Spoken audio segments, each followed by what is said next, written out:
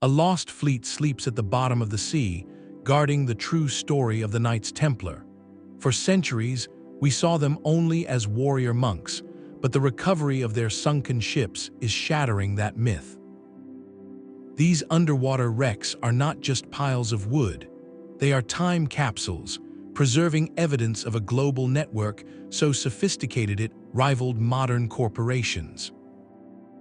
By the end of this journey, you will see the Templars in a completely new light, not as isolated crusaders, but as the masterminds of a financial and logistical empire.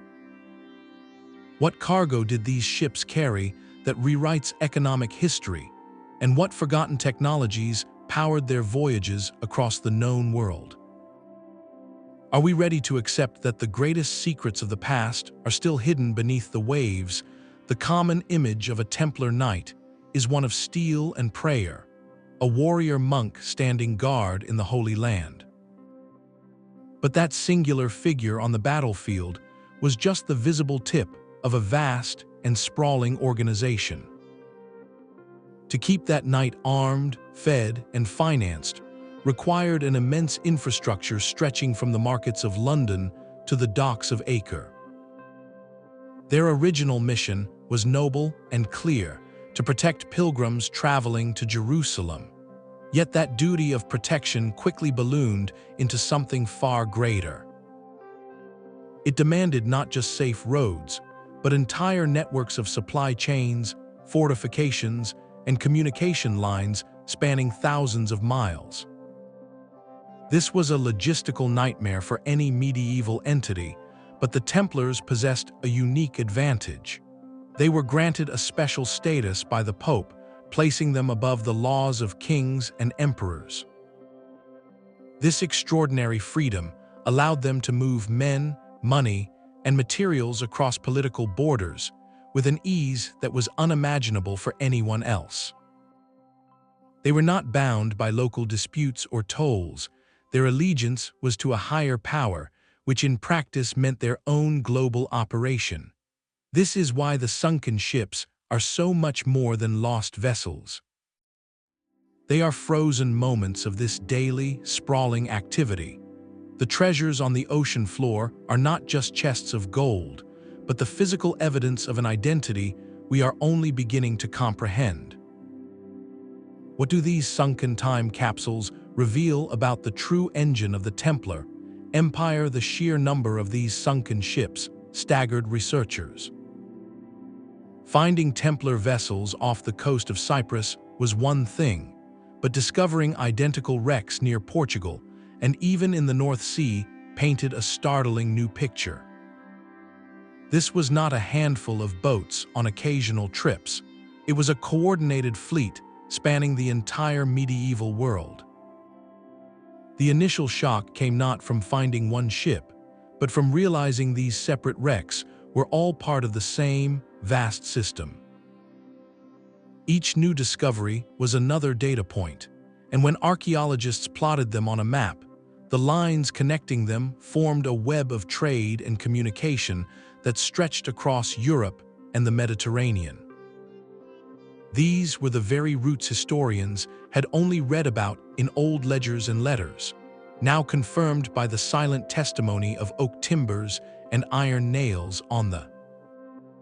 This network was the medieval equivalent of a global shipping conglomerate, a logistical empire built not with containers and cranes, but with sailing ships and sheer will.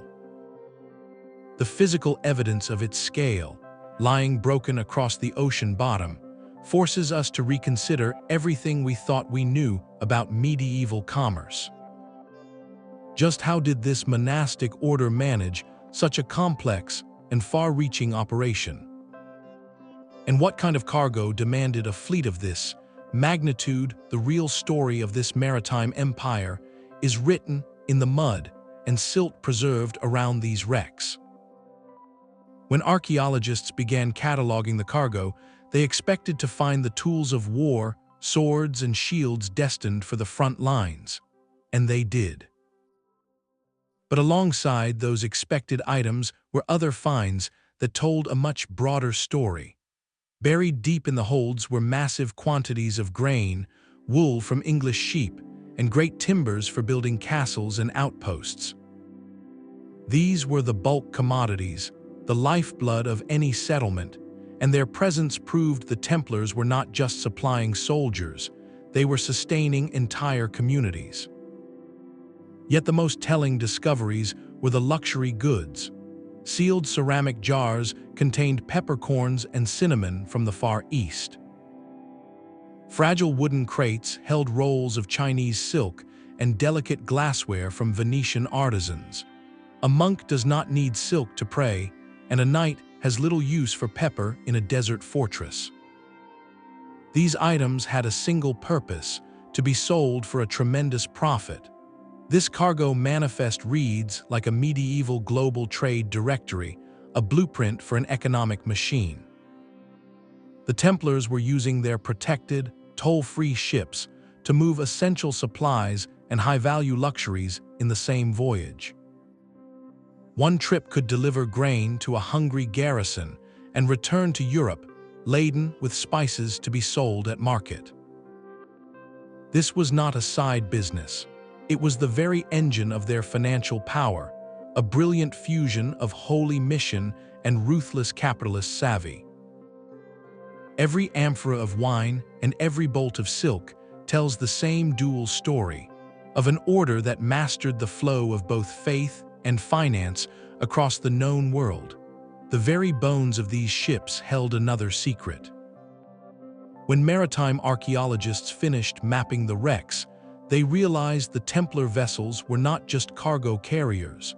They were masterpieces of naval engineering, centuries ahead of their time. The hulls were not merely built, they were engineered, with internal frames and reinforcements specifically designed to bear immense weight. This was not the standard construction of the era. While a typical merchant ship of the 13th century had a relatively simple, rounded hull, the Templar ships featured a stronger, more V-shaped bottom.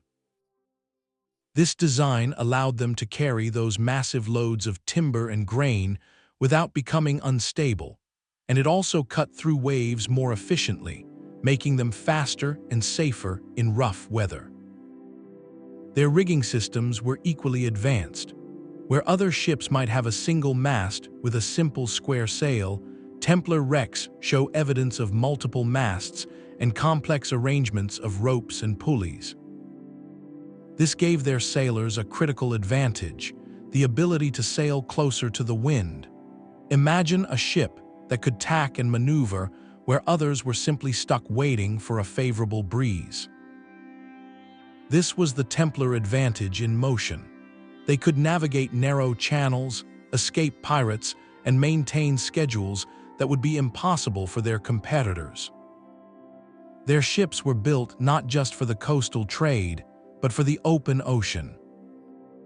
The design elements, from the deep keel to the reinforced prow, all point to an intention for long, dangerous blue-water voyages, far from the sight of land. This technological supremacy was the silent partner in their global rise. While other merchants risked the safer, slower coastal routes, the Templars could plot a direct course across the Mediterranean. Their superior ships did not just carry their goods, they carried their ambition, enabling journeys that built an empire from the waves up. What kind of knowledge did it take to design and build such revolutionary vessels? And where did a monastic order acquire it? Perhaps the most revealing cargo was also the most humble in appearance. Deep within the silt of a wreck off the coast of France, archaeologists recovered a series of small, heavy containers made not of treasure chest oak, but of dull, gray lead. Inside these waterproof caskets, protected from centuries of seawater, were not jewels or coins, but something far more valuable to the Templar operation: financial documents. They found letters of credit, which were essentially medieval travelers' checks, allowing a pilgrim or a merchant to deposit money at one Templar and withdraw its value from another, thousands of miles away. They uncovered promissory notes, binding agreements for future payments, and meticulous accounting records tracking a dizzying flow of funds. This discovery fundamentally recontextualizes the entire ship. It was not merely a freighter, it was a floating, transcontinental bank vault.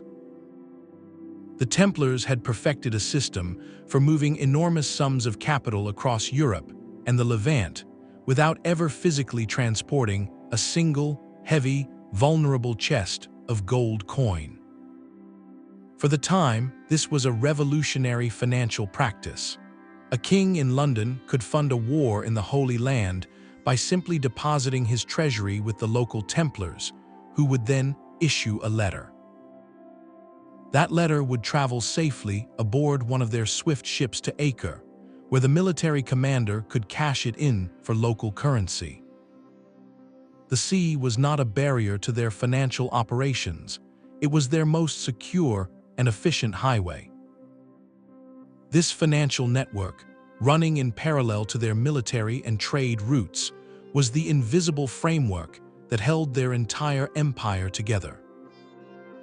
It prompts a profound question: how did a brotherhood of monks become the most trusted bankers of kings and popes? And what happened to this revolutionary system when their empire suddenly fell? These recovered ships were not floating fortresses of a single culture, but cosmopolitan melting pots. Among the shattered timbers, archaeologists uncovered artifacts that easy categorization. A navigational instrument, an astrolabe, was found not with a purely European design, but with its intricate engravings calibrated using Arabic star charts. Nearby lay ceramic plates, their forms distinctly European, yet painted with glazes and patterns borrowed directly from Persian and Byzantine artisans. Even the medical supplies told a story of cross-cultural borrowing.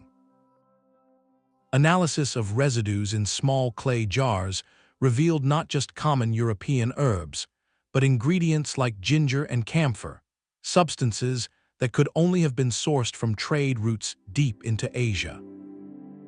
This is not the debris of an isolated, militant order. Each of these objects is a silent witness to a more complex reality. The Templars, these warrior monks, were actively engaging with the very cultures they were supposedly in a perpetual holy war against. They were not just taking from these societies, they were learning from them.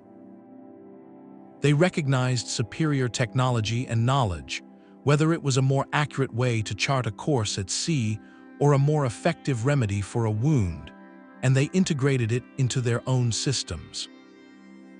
Their ships, therefore, became more than just cargo carriers.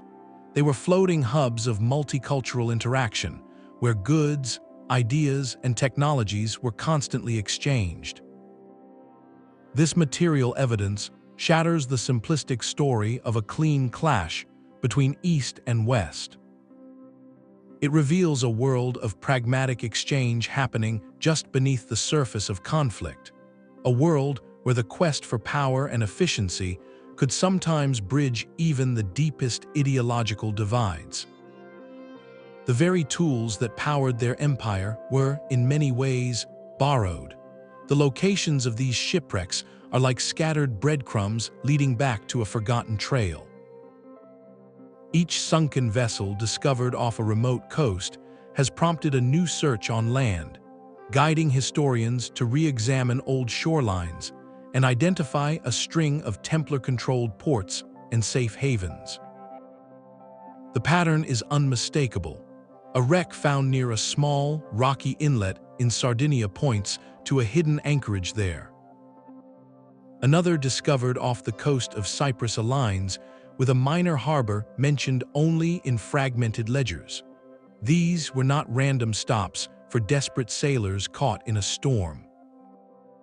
They were meticulously spaced nodes in a planned logistical chain, a maritime highway of secured rest stops stretching from their great European hub at La, in France, all the way to their formidable headquarters in Acre. Imagine the journey of a Templar ship captain leaving the coast of France. He knew that within a few days' sail, he would reach a friendly port, perhaps in Portugal or on a Mediterranean island, where his crew could find safe shelter, fresh water, and food from Templar storehouses. His ship could undergo repairs by craftsmen who knew its unique design, and he could receive new orders carried overland by mounted couriers. This network of secure harbors provided the Templar fleet with a range and reliability that was simply extraordinary for the era. While other merchant vessels were forced to hug the coast, vulnerable to pirates and bad weather, Templar captains could plan direct, open water routes. Confident that a safe haven lay at the end of each leg of the journey, discovering a sunken ship, therefore, often leads directly to the discovery of a lost port. The wreck gives archaeologists the coordinates, and the subsequent search on land fills in a blank space on the medieval maritime chart. These ports were the skeleton of the Templar body, the essential framework that gave their global enterprise its strength and reach.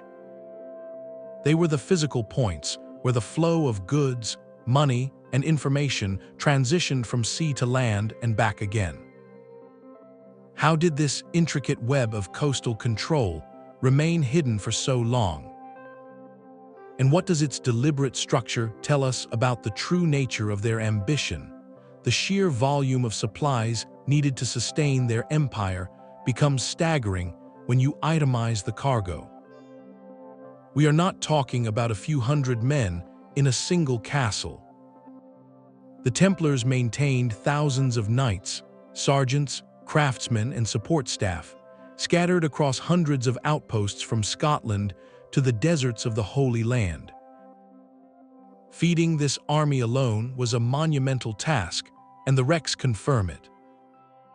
Archaeologists have found vast quantities of standardized ceramic containers, each one designed to hold identical measures of grain, wine, or salted meat.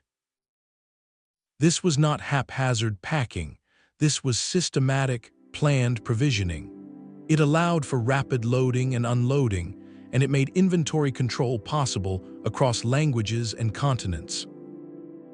A quartermaster in Jerusalem would know exactly how much food arrived in a shipment just by counting the uniform jars. But food was only the beginning. The real shock came from the specialized military cargo. Among the wreckage, researchers identified carefully packed bundles of iron components, not for swords, but for massive siege engines like trebuchets. These were not complete machines, but standardized, prefabricated parts designed to be transported efficiently and assembled on site by their own trained engineers. Imagine the foresight required to manufacture siege weapon components in Europe, ship them across the sea, and have them ready for assembly the moment a new fortress was under construction or a city was under siege. This was a medieval military-industrial complex in action. Then there was the cavalry, the backbone of their military power. A single warhorse required immense support. Sunken holds have revealed stacks upon stacks of identical iron horseshoes, hundreds of them, along with bales of hay and oats compressed into dense, transportable blocks. Every horseshoe, every nail, every bite of fodder for hundreds of animals had to be planned for, produced in bulk, and shipped across treacherous seas. The logistical genius required to coordinate this flow of men and is almost unimaginable for the era. They were managing a just-in-time delivery system centuries before the term was invented. Their longevity was not just a product of faith or fighting skill. It was a direct result of this unparalleled organizational mastery. Their ability to project power globally depended entirely on the reliability of these supply lines, a network so robust it could keep a knight in the Holy Land armed, fed, and mounted for years. How does an organization develop such a sophisticated system? And what happens when the very ships that power it begin to vanish beneath the waves buried deep within the waterlogged hull of one vessel? Archaeologists found a small, unassuming wooden disc. At first glance, it seemed like a simple trinket, perhaps a game piece. But upon closer inspection, its surface was carved with a seemingly random array of letters. This was a cipher wheel, a portable device for encoding messages. Alongside it, they recovered lead seals stamped with unique, intricate symbols, each one designed to be broken upon reading to prove a document had not been tampered with. These were not the tools of simple merchants.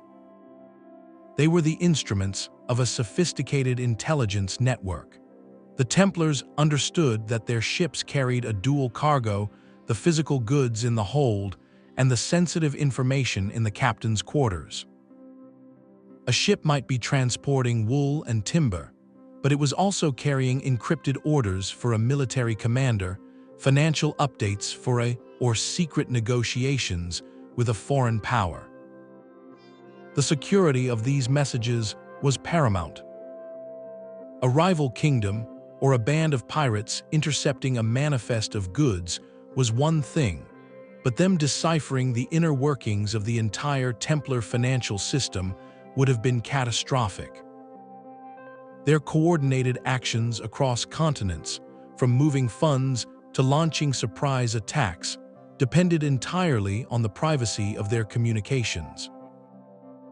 This culture of secrecy, so perfectly preserved in these sunken artifacts, was a double-edged sword. It granted them unparalleled operational security, allowing their empire to function with the smooth precision of a modern corporation. Yet it also bred suspicion and fear among the kings and popes who relied on their services but could not peer inside their closed world. The very tools that protected them on the wood, in the end, become the very evidence used against them in their sudden and brutal suppression. Their mastery of secure communication built their power, but the mystery it created ultimately sealed their fate. What final messages, forever lost to the sea, were these devices meant to protect? The same ship timbers that held the Templars' secrets are now whispering to climate scientists. We can look at the rings within the wood of these sunken hulls, a science called dendrochronology. Each ring is a year in the life of the tree, and its width tells a story of that year's weather. A wide ring means a good year, with plenty of rain and sun. A narrow, cramped ring speaks of drought or unseasonable cold. By matching these patterns to known timelines, scientists can not only date the ship's construction with incredible precision, but they can also reconstruct the climate of the medieval world. They can see the very conditions the oak trees grew in before they were ever cut down to become part of a Templar fleet. This is more than just dating a wreck. It is reading a forgotten environmental record. But the clues do not stop with the wood itself. The hull of a sunken ship acts like a giant trap, collecting layers of sediment over centuries.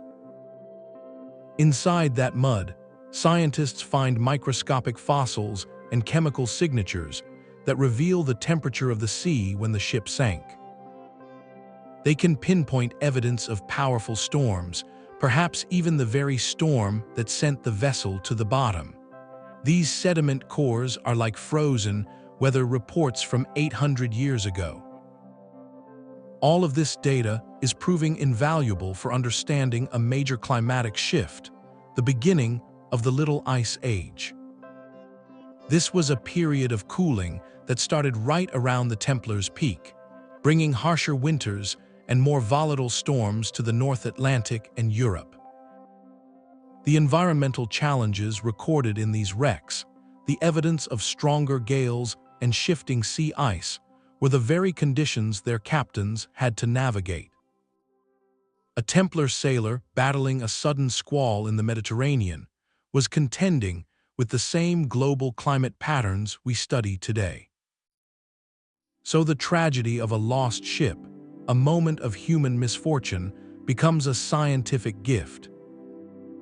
The Templars' global reach, so carefully mapped by their sunken vessels, is now helping us chart the deeper history of our planet itself. Their quest for earthly power has inadvertently given us a new tool to understand the powerful forces that shape our world. This final cargo of artifacts reveals a worldview where no line existed between prayer and profit.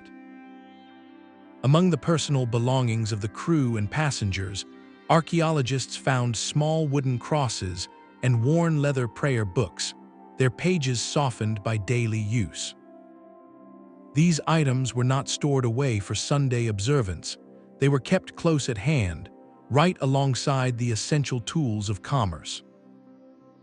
In the very same chest, resting beside a cross, you might find a merchant's delicate brass scale and a wax tablet covered in calculations for a shipment of wool. This is the physical proof that shatters our modern assumption. The Templars did not see themselves as part-time monks and part-time businessmen, constantly switching hats. For them, the two identities were one and the same. Every transaction, every voyage, every bolt of cloth sold was a single stitch in the grand tapestry of their holy mission. The money earned was not for personal wealth. It was quite literally the fuel for their crusade, paying for the swords, the ships, and the stone that protected the pilgrim routes. Their faith did not hinder their business. It actively drove it forward, giving them a moral certainty and a long-term purpose that their purely commercial rivals could never match. The ship itself was the perfect symbol of this fusion. In one corner, a small shrine where the day would begin and end with prayers. Just a few feet away, the captain's table would be covered with ledgers and maps, planning the next profitable port of call. The creak of the timbers was the soundtrack to both vespers and inventory. This seamless integration was the bedrock of their entire operation. It was not a contradiction to be a devout man of God and a shrewd trader. It was the very source of their strength and the key to their unprecedented success. But the most daring voyages were not confined to the warm waters of the Mediterranean. The cold, dark depths of the Atlantic Ocean guard a far more controversial chapter of the Templar story. Wreck sites discovered off the stormy coasts of Scotland and Ireland tell us that their ships were built to withstand a different kind of challenge, the brutal weather of the open North Atlantic. These were not vessels blown off course. The evidence points to deliberate, repeated journeys into the ocean's vast unknown. The question that haunts historians is a simple one: how far did they actually go? There are tantalizing, though fiercely debated, clues. On a remote Canadian island, a weathered stone with markings that some believe resemble Templar symbols has been found, though most experts dismiss it. More compelling are the cargo manifests from European wrecks that list materials like a specific type of timber that could only have come from the ancient forests of North America, centuries before Columbus set sail. Could some Templar captains, armed with their superior ships and perhaps navigational knowledge borrowed from Viking traders, have attempted a crossing? The official histories written in royal courts make no mention of such voyages, but the Templars were masters of secrecy. A successful Atlantic run would have been their most guarded secret of all, a route to resources and perhaps even lands beyond the reach of any pope or king. Their entire operation was built upon a relentless drive for new resources and strategic advantage. If there were rumors of rich fishing grounds or untouched forests across the ocean, is it so hard to believe they would have tried to find them? The possibility that their maritime empire stretched across the Atlantic forces us to redraw the map of the medieval world. It suggests their vision was not limited by the charts of their time, but was as vast and unpredictable as the sea itself. What forgotten discoveries lie buried not in the sands of the Holy Land, but in the deep, cold silence of the Atlantic abyss? The final chapter of the Templar fleet is written in splintered wood and desperate acts. In the early 14th century, the once unassailable order found itself cornered. The King of France, Philip IV, moved against them with shocking speed, ordering the arrest of Templar brothers across his lands on a single day. This political earthquake on land sent violent tremors across the seas. The very ships that had been the arteries of their empire suddenly became floating targets. Wrecks from this period reveal a frantic, last-ditch scramble. Off the coast of Cyprus, a vessel was discovered run aground in a secluded, nearly inaccessible cove, its hull intact but empty of any valuable cargo. The evidence suggests it was not lost to a storm, but deliberately scuttled by its own crew, hidden away to deny the king's forces a prize. Another wreck, found in the muddy shallows of a river in France, shows signs of being hastily stripped of its sails and navigational tools before being set adrift and sunk. These were not accidents of navigation, they were acts of calculated denial. The fleet that had been their greatest strategic advantage was now their most visible vulnerability. A single captured ship could provide their enemies with not only wealth, but also the routes, the manifests, and the operational secrets of their entire network. The choice was stark: let the ships fall into hostile hands or destroy them yourself. These sunken hulls are the archaeological echo of the pyres that consumed and other Templar leaders. They represent the same brutal process of eradication, translated from the land to the sea. The systematic dismantling of a global power is recorded just as clearly in these abandoned wrecks as it is in any royal decree. The silent fate of the ships mirrors the silenced voices of the order, a physical testament to how quickly a pillar of the medieval world could be shattered and sunk beneath the waves. What became of the sailors who made that ultimate choice? And where did the knowledge of their roots vanish to the popular legend of a vanished treasure fleet, laden with gold and silver, is a powerful story. But that tells a different tale.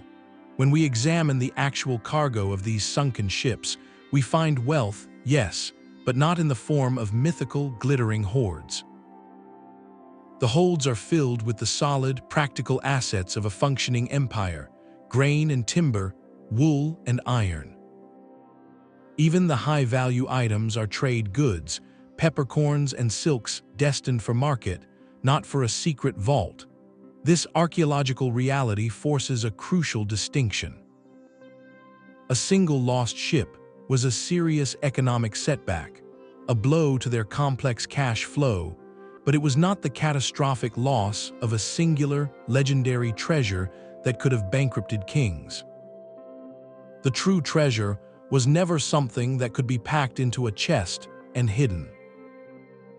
It was the system itself, the intricate and resilient machine of trade routes, secure ports, and financial instruments that generated continuous wealth. Losing one ship was like breaking a single link in a massive, unbreakable chain. The chain itself, the global network, remained the real source of their power. This evidence helps us separate the romantic fiction of hidden gold from the historical fact of a logistical masterpiece. The treasure did not vanish because it was never a static pile of coins. It was a dynamic flow of commerce, and its legacy is written not in bullion, but in the very design of the modern world. These ships were floating castles, engineered for battle from the keel up. The recovered hulls show critical areas reinforced with extra layers of oak planking, not for weathering storms, but for absorbing the impact of enemy arrows and early cannon shot. The most telling modification was the forecastle, the forward section of the ship. On a typical merchant vessel, this was a low, open space. On a Templar wreck, it is a raised, fortified platform, a strongpoint designed to give there a commanding field of fire over an enemy deck. This was not a last-minute addition. It was integral to the original design, proof that every voyage was considered a potential combat mission. Their enemies were not just the waves, but the ever-present pirates who haunted the shipping lanes and the naval forces of rival Italian city-states, who saw the Templar trade monopoly as a threat to their own profits. A ship laden with silk and pepper was a prize worth any risk, and the Templars knew it. They responded by turning their transports into warships. The evidence is in the small details, like the specially designed openings along the railings, called murder holes, through which defenders could pour boiling pitch or hot sand onto anyone attempting to board. Every plank and nail speaks of a mindset that expected violence. This transforms our understanding of a Templar voyage. It was not a peaceful trading run, it was a naval patrol. The crew were not simple sailors, they were Marines, trained to fight from the rigging and defend the deck in close-quarters combat. Their ability to move immense wealth across hostile seas depended entirely on this martial readiness. The same discipline that held a line of knights on a dusty battlefield was applied to the rolling deck of a ship, creating a force that was as formidable on the water as it was on the land. This constant state of alert, this integration of trade and warfare, was the daily reality of their maritime empire. A single worn wooden game piece, carved by hand and smoothed by countless hours of play, tells a story no ledger can. Beneath the grand narrative of cargo and conquest lies the intimate human reality of the people who lived and died aboard these ships. Archaeological work has unearthed a treasury of personal effects, objects that whisper of the men who sailed this global network. Alongside the swords and ledgers, we find the humble tools of daily existence. A simple comb, missing a few teeth, speaks of a sailor's effort to maintain some semblance of order and cleanliness during a voyage that could last for months. Fragments of clay cooking pots, scorched black from countless fires, evoke the shared meals that broke the monotony of hardtack and salted meat, the simple comfort of a hot stew on a cold night at sea. These are not the artifacts of a faceless organization, but of individuals with their own routines and small comforts.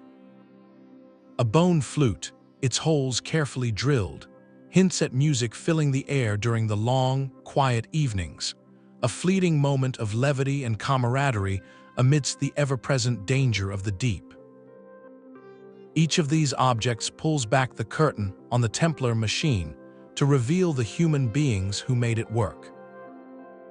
They were not just cogs in a system, they were monks who prayed, knights who stood watch, merchants who haggled, and sailors who battled the elements, all thrown together on a floating wooden world.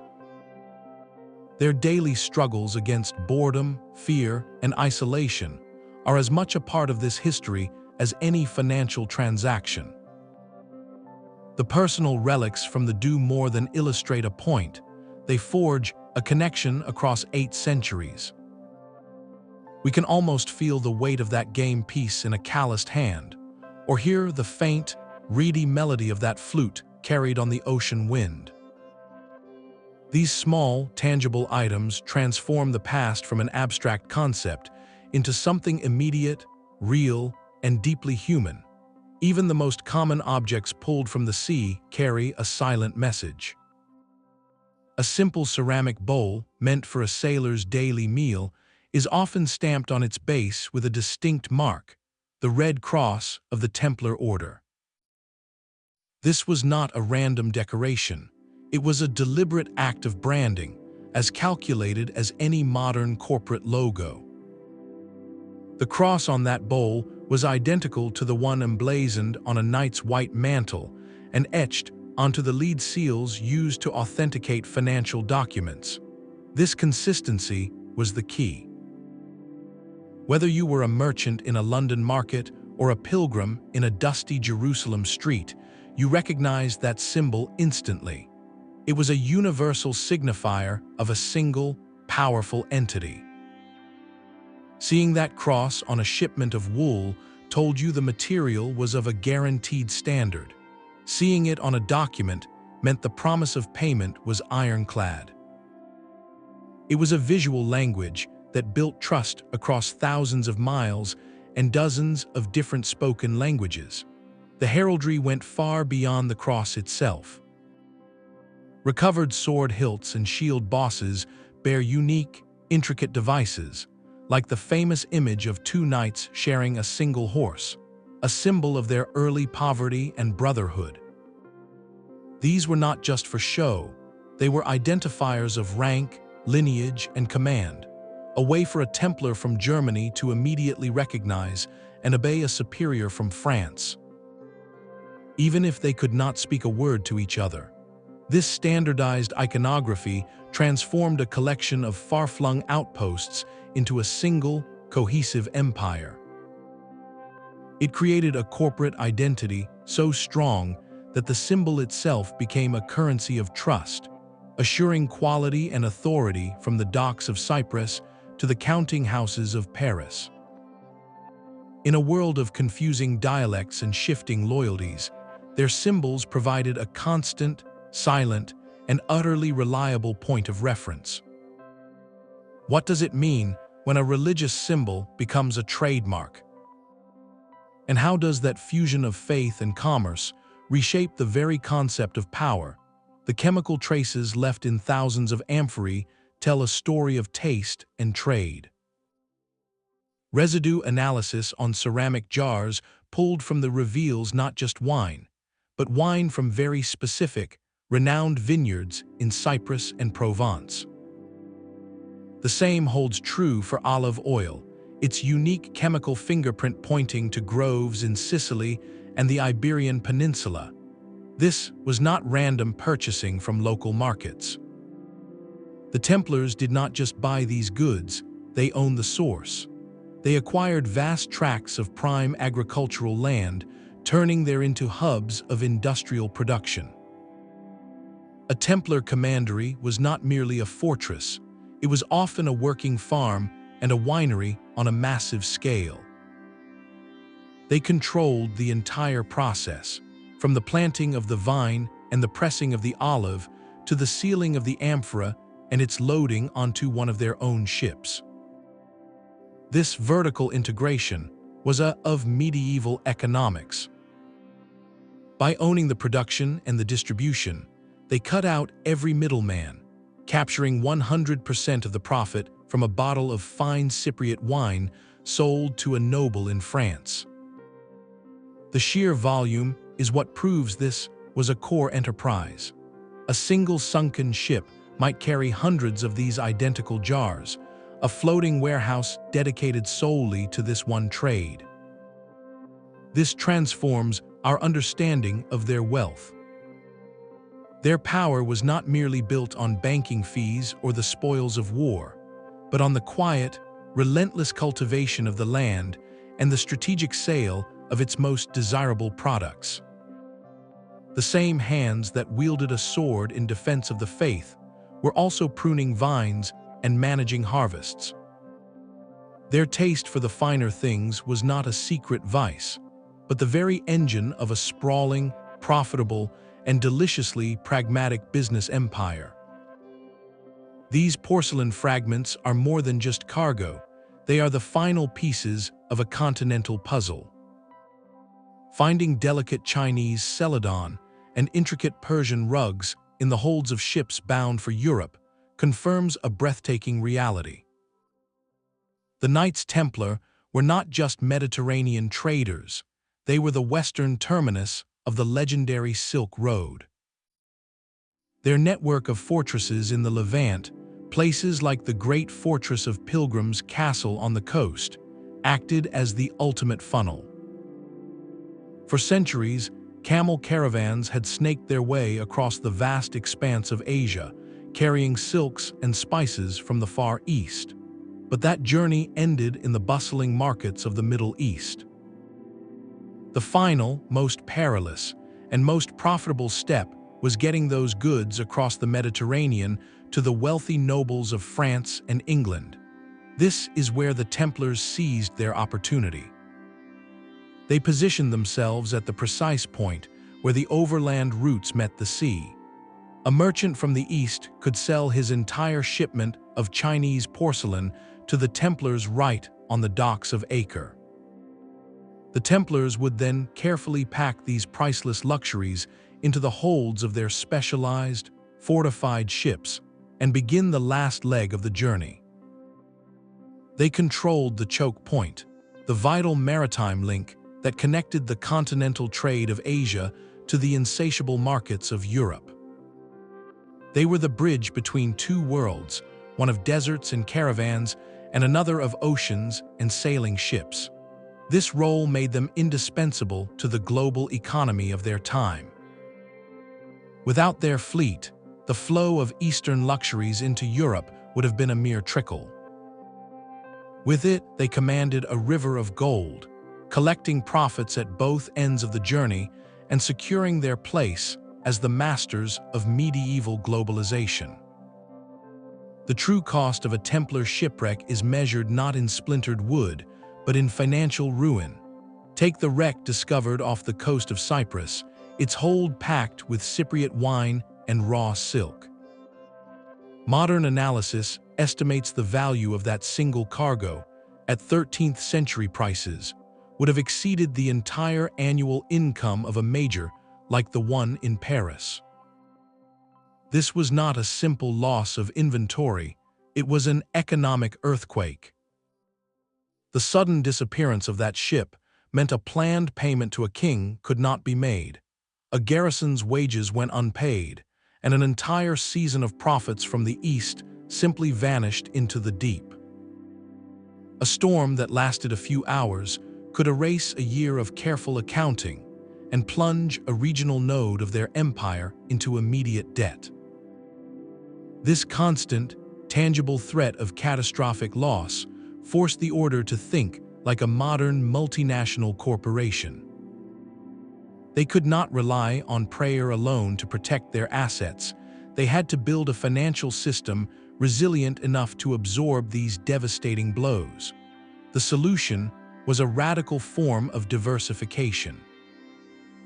They spread their capital across so many ventures that the failure of one ship, or even a small fleet, would not bring down the entire network.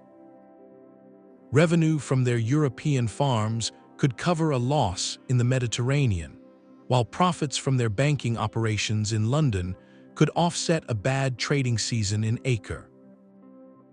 They were practicing a medieval version of not putting all your eggs in one basket, but on a global, unprecedented scale. This pragmatic approach to risk management reveals their true nature.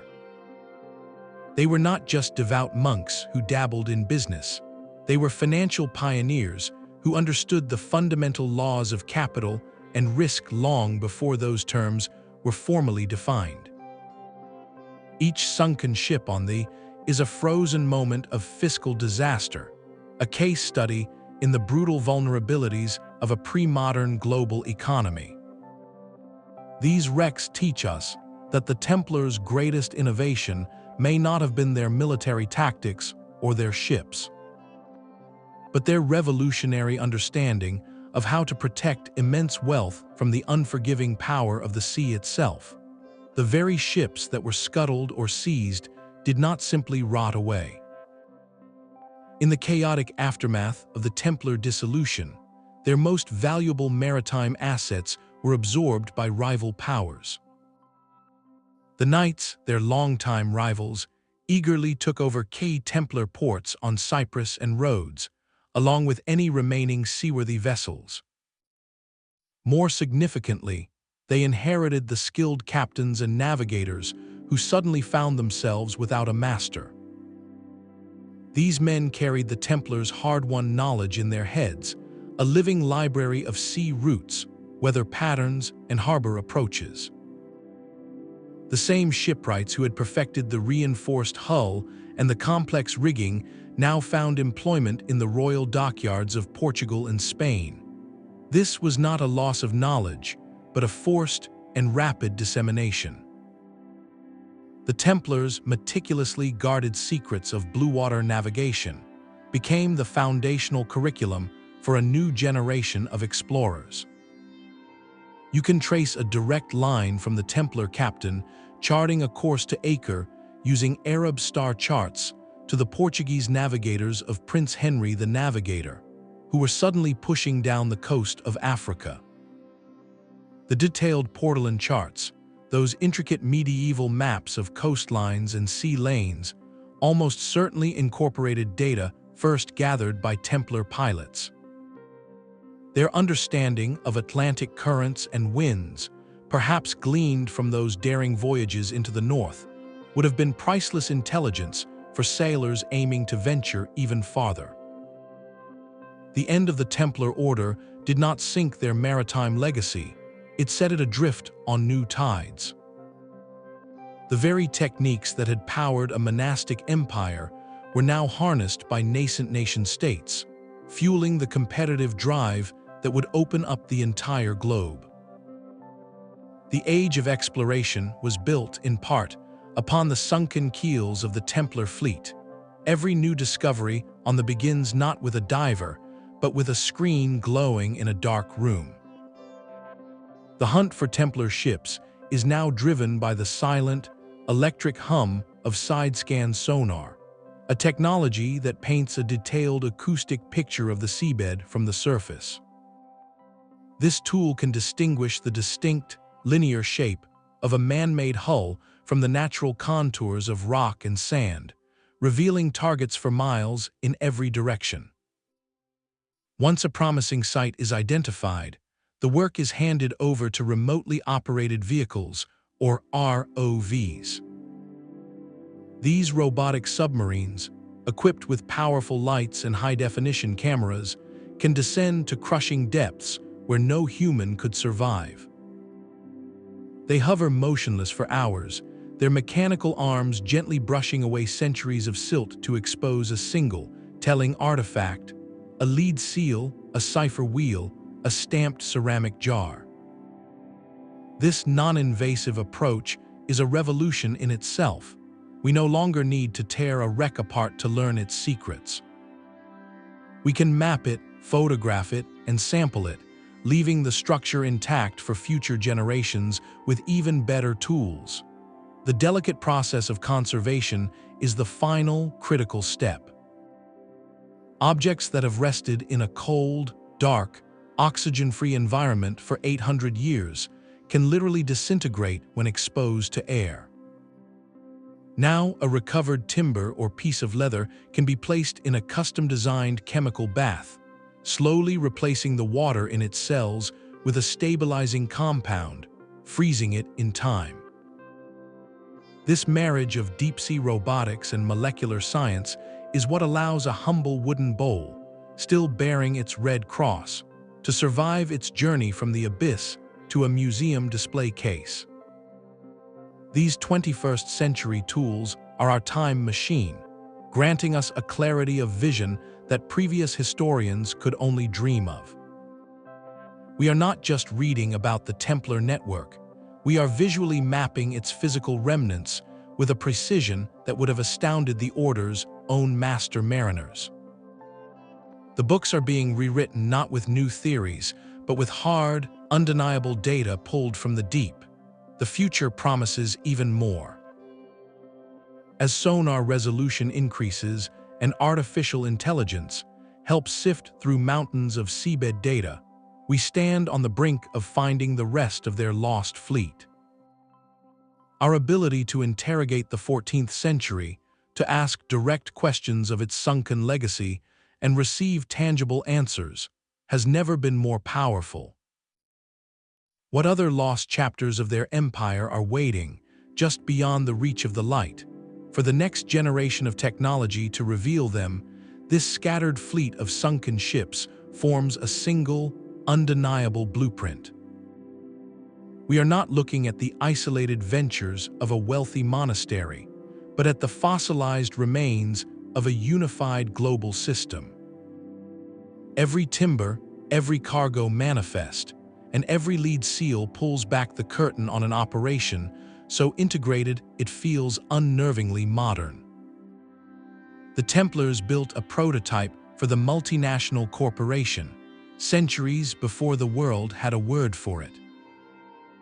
They managed a seamless flow of capital, goods, and information across a continent fractured by kings and caliphs. Their banking network moved money without moving coin. Their ships, fortified and fast, acted as both armored trucks and floating warehouses. Their agricultural estates produced the very goods they traded, controlling the supply chain from soil to sail. This was not a collection of separate businesses. It was a single, monstrously efficient machine. They achieved a level of logistical and financial integration that would not be seen again until the great trading companies of the 17th and 18th centuries. What makes the sunken ships so revolutionary is their testimony to this system's material reality. We are not just reading about medieval globalization in a ledger, we are holding its physical components, waterlogged and heavy, in our hands. An amphora of Templar wine, stamped with their cross, is a tangible piece of a supply chain that stretched from a Cypriot vineyard to a noble's table in Paris.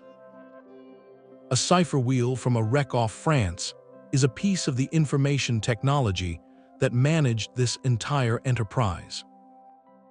They operated as a sovereign entity in a world defined by local loyalties, a truly multinational power in a pre-national age. Their model was a stunning anomaly, a flash of organizational brilliance that the political and religious structures of their time could not ultimately contain.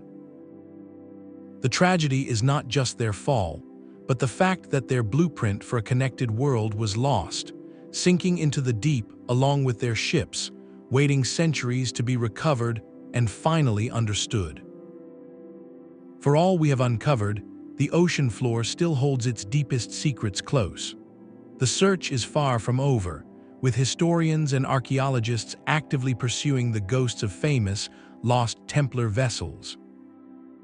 Rumors persist of a great fleet that fled into the cold mists off the Scottish coast following the Order's suppression, ships potentially laden with the archives of their entire financial network.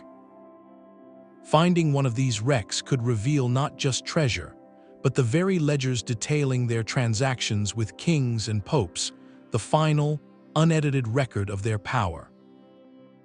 Equally compelling are the whispered accounts of ships lost in the brackish waters of the Baltic Sea, a theater far from their traditional heartland. What were they doing there? Did they seek new trading partners in the League, or sources of vital raw materials like amber and timber? Each of these potential wrecks represents a missing chapter. The discovery of a single ship in these northern waters could force us to redraw the entire map of their influence, revealing a reach that extended into realms we have not yet dared to connect.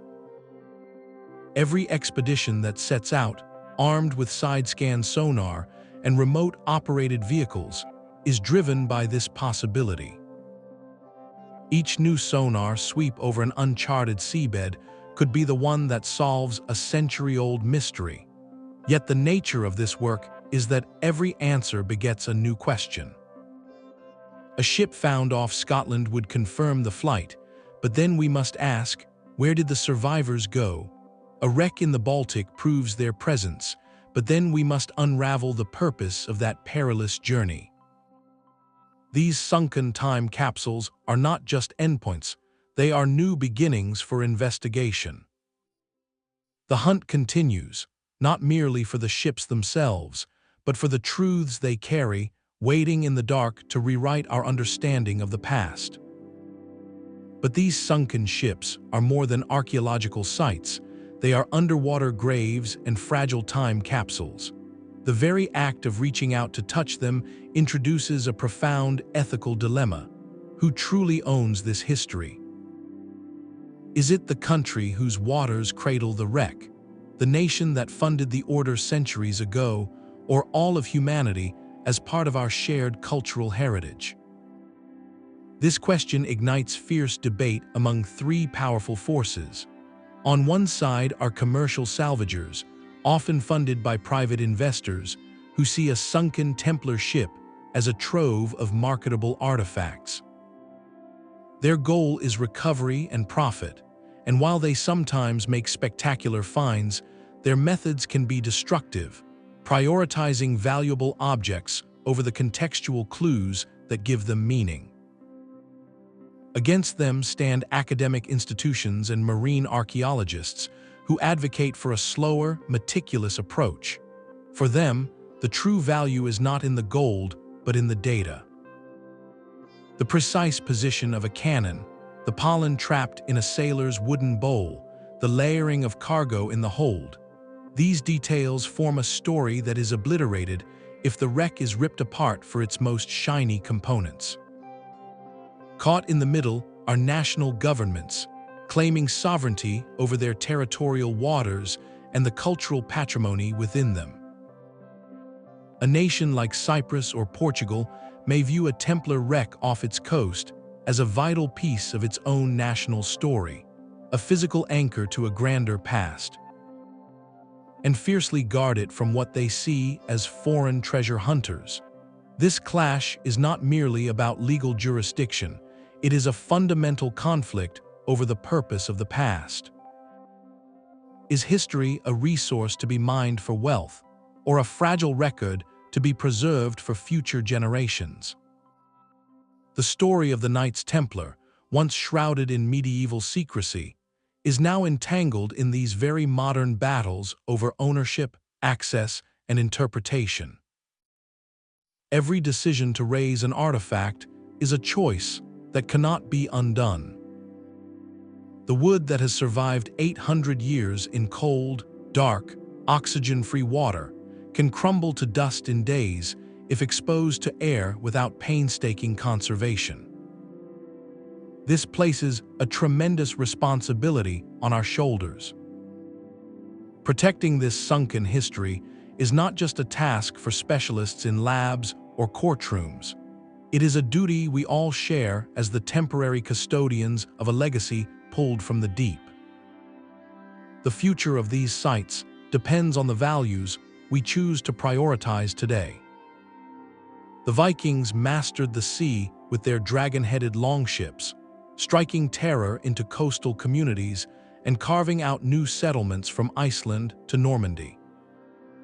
Theirs was a maritime empire built on swift raids and the raw ambition of chieftains, a system that expanded and contracted with the fortunes of individual leaders. The Templars, arriving centuries later, represent a profound evolution of this concept. They too used the sea as their primary highway, but they built something the Vikings never could, a permanent, institutionalized network that was not dependent on personal glory or seasonal plunder.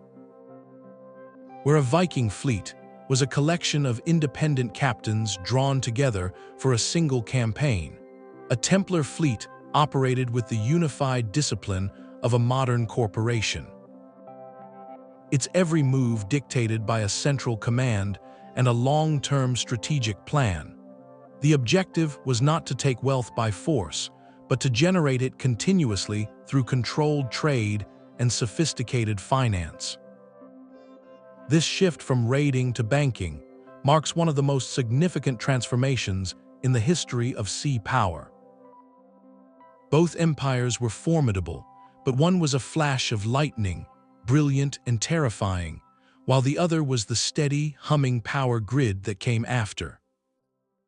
The Viking model extracted existing wealth. The Templar model created new wealth on an industrial scale. Their ships were not designed for beaching on a sandy shore to disgorge warriors, but for docking at fortified commercial hubs to unload standardized cargo. The organizational chasm between them is vast. A Viking chieftain's authority resided in his personal charisma and his ability to provide his crew with spoils. A Templar commander's authority was vested in the impersonal, enduring structure of the order itself, an entity that outlived any single member. This institutional permanence allowed the Templars to plan for decades, not just for the next raiding season. They invested in ship technology, built permanent port infrastructure, and established financial systems that spanned continents. The sea was no longer just a path to conquest. It was the circulatory system of a sprawling, resilient body. The Viking Age demonstrated what was possible with ships and courage, but the Templar era showed what happened when you added ledgers, secure communications, and a global vision to the equation. Their legacy was not a saga of heroes, but a blueprint for a connected world. The sunken ships provide a tangible anchor for centuries of myth. The romantic tales of Templars surviving their suppression, their secrets carried away by a hidden fleet, have long been dismissed as pure fantasy. Yet the physical proof of their global network, a system so advanced it seems to belong to a later age, forces us to reconsider. If they could build an empire that stretched from Scotland to Jerusalem, moving money and messages with impunity, is it so implausible that fragments of their order, their knowledge, and their symbolic language could have endured? The direct historical lineage may be unproven, a gap that scholars rightly highlight, but the discovery of their maritime power injects a new question into the old debate. It lends a layer of credibility to the idea that something of their essence survived the King's Purge. The intricate symbols found on their recovered artifacts, from the cipher wheels to the stamped crosses, are echoes of a sophisticated corporate identity. It is not a great leap to see how these same symbols, representing such immense and mysterious power, could have been adopted and revered by later fraternal organizations seeking to connect themselves to a legacy of ancient wisdom and hidden knowledge. The myths of a continued Templar presence, passed down through secret societies like the Freemasons, gain a new kind of weight when we can actually hold a Templar merchant scale, marked with their cross, in our hands. The reality of their earthly empire makes the legends of their spiritual endurance far more compelling. Their story endures not just because of the mystery of their end, but because the scale of their achievement, now confirmed by archaeology, feels almost too vast to have simply vanished. The recovery of these sunken ships has irrevocably transformed the Knights Templar from a myth into a measurable reality.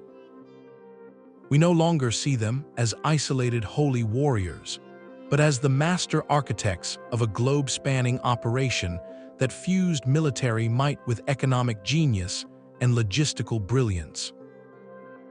The seabed has surrendered the proof, turning romantic speculation into historical fact.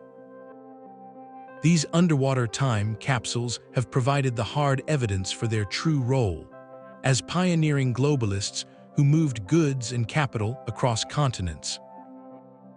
As master bankers who invented financial instruments we still use today, and as unexpected cultural intermediaries who borrowed knowledge from every shore they touched. They were, in essence, a corporation built long before the concept existed, a multinational entity operating in a world of fragmented kingdoms.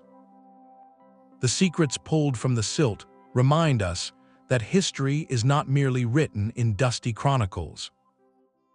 It is buried in the deep, waiting in the dark for the right moment to be rediscovered and to rewrite our understanding of the past.